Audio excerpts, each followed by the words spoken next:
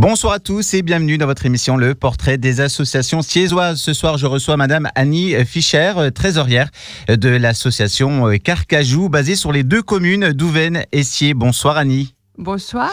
Alors, une présentation de Carcajou, votre association s'adresse à qui ? Alors, l'association existe depuis 2002 à Douvennes et à Sciez. S'adresse aux jeunes parents qui ont des enfants. Nous accueillons les enfants de 0 à 4 ans. Ce n'est pas une crèche, ce n'est pas une garderie, mais c'est un lieu d'accueil enfants-parents où le papa ou la maman ou les grands-parents viennent avec l'enfant et restent le temps qu'ils veulent. Sans inscription, sans rien. On vient de n'importe quelle commune. L'année dernière, on a accueilli des visiteurs de 30 communes différentes, qui va au-delà du canton. Et donc, on reçoit tout public.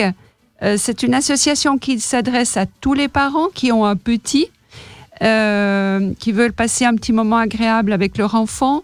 Il y a 2 accueillants par ouverture. C'est des professionnels de la petite enfance, éducatrices spécialisées ou psychologues. On vient le temps qu'on veut, comme on veut, comme je le disais. C'est gratuit. La seule petite chose, il y a une tirelire, mais on met ce que l'on veut. Ça peut être une petite pièce. C'est souvent l'enfant qui met la pièce dans la tirelire. Voilà. Donc, on est bien soutenu par les communes qui nous accueillent, plus quelques communes du secteur. On est soutenu par la PMI, la protection maternelle et infantile. On est soutenu par la CAF également, bien sûr, depuis le début. Par le département aussi. Par les élus locaux, en l'occurrence Madame Beurier, qui est la conseillère départementale, nous soutient aussi depuis très longtemps. Voilà. Donc département et les communes, ça soit sur Sciez, sur Douvennes ? Oui, et puis quelques communes alentours aussi, comme Bon, Messery, Champs, Balaison, Antilles, Périgné, j'en oublie Messery, oui, Champs, je l'ai dit. Voilà. Et on a eu aussi Thonon qui nous a soutenus à un moment donné. Là, on va peut-être les relancer parce qu'on a aussi des familles qui viennent de Thonon. Nous sommes la seule structure sur le secteur. C'est un lieu d'accueil qui se réfère aux Maisons Vertes de Françoise Dolto. Donc, on est la seule structure sur le département qui se réfère à la psychanalyse. Voilà. On a 4 petites règles à respecter pour les enfants. C'est-à-dire que on ne laisse jamais son enfant tout seul, on ne le quitte pas, donc ça le sécurise. La 2e règle, on prend le petit goûter à un endroit bien précis. La 3e règle, il y a une petite table à eau avec quelques centimètres, évidemment, parce que les petits, à cet âge-là, ils aiment bien jouer à l'eau. Donc, ils doivent mettre un petit tablier pour jouer à l'eau. S'ils ne mettent pas ce petit tablier, ils n'ont pas le droit à l'eau. Et la 4e règle, on a des lignes rouges à des endroits spécifiques où ils vont avec les petits roulants. Quand ils apprennent à marcher, ou des petits tricycles, ou des petites choses comme ça, et ils n'ont pas le droit de dépasser la ligne. On dit que c'est la route, et donc à cet âge-là, la transgression, voilà, c'est pour les petits, et des fois les mamans aussi, ça permet un échange avec les accueillants pour rappeler les petites règles. Ça permet une socialisation précoce de l'enfant. Ça permet aux parents on a beaucoup de familles qui sont d'autres régions de France, dans notre secteur, et qui n'ont pas de famille dans le coin. Et donc, l'arrivée d'un bébé pose questionnement. Il y a des mamans qui sont des fois un peu isolées parce que le papa reprend rapidement le travail. Elles se retrouvent seules avec leur enfant. Et donc, ce lieu permet de dédramatiser des situations parce qu'elles vont rencontrer l'accueil déjà par les accueillants qui sont présents, mais aussi les échanges qu'il peut y avoir avec d'autres parents. Ça permet de dire il mange mal, il dort mal, ou leur inquiétude face à un autre problème.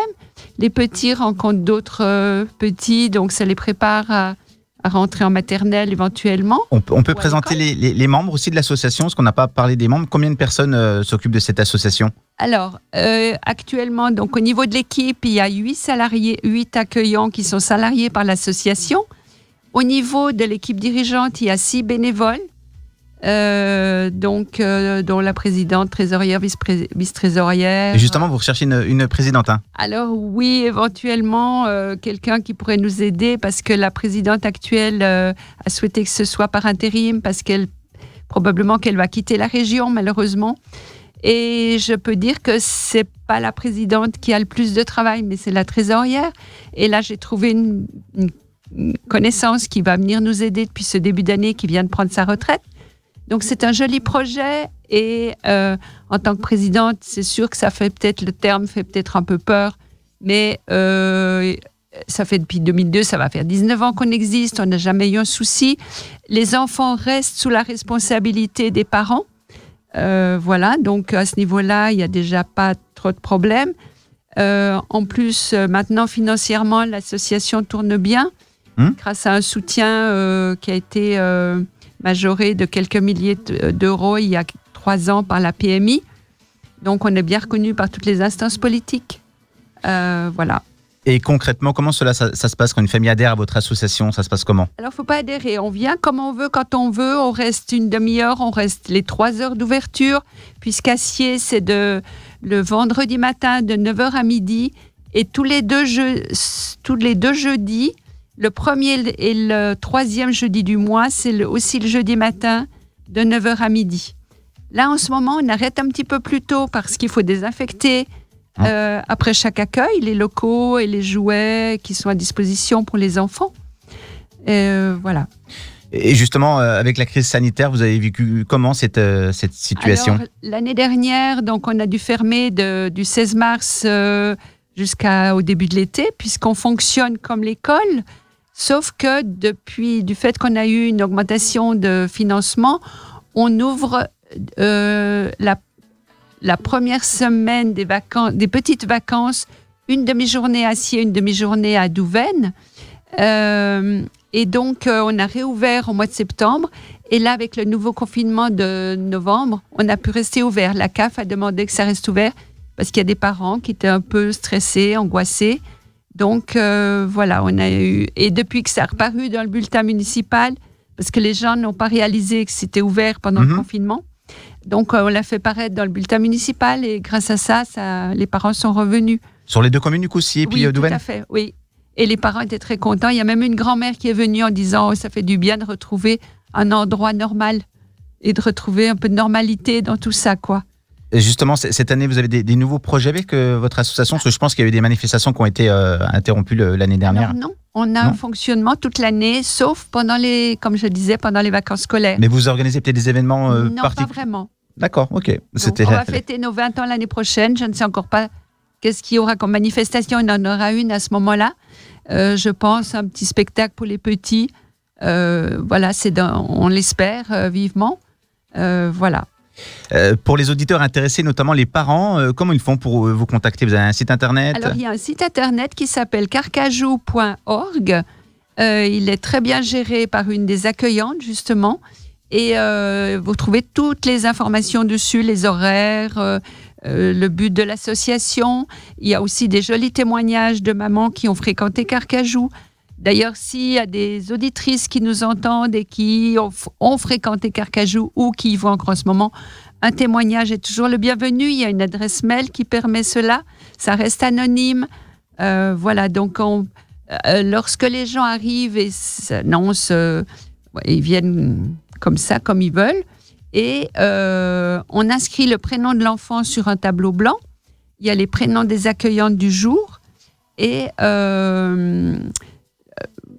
donc, on ne demande que le prénom de l'enfant.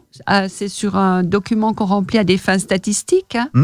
On note le prénom de l'enfant, son âge, on prend le mois et l'année. Le lien qui l'unit à la personne qui l'accompagne, parce que ça peut être les grands-parents aussi, ou une tante ou une marraine, voilà, toute personne responsable d'un enfant peut l'accompagner. Et puis, le lieu de domicile de l'enfant, à des fins statistiques. C'est pour ça que l'année dernière, on a eu des visiteurs de 30 communes du secteur. 30 communes sur le... 30 communes sur le secteur, donc voilà. Ça fait. Alors, pour les auditeurs qui nous écoutent, vous retrouvez toutes les infos, les liens directement sur le podcast. Et Annie, pour le mot de la fin. Alors, merci à tous et merci de nous avoir accueillis. Et j'espère que ceux qui ont un petit voudront bien venir à Carcajou. Si les gens souhaitent nous contacter, vous pouvez m'appeler au 04 50 35 65 29.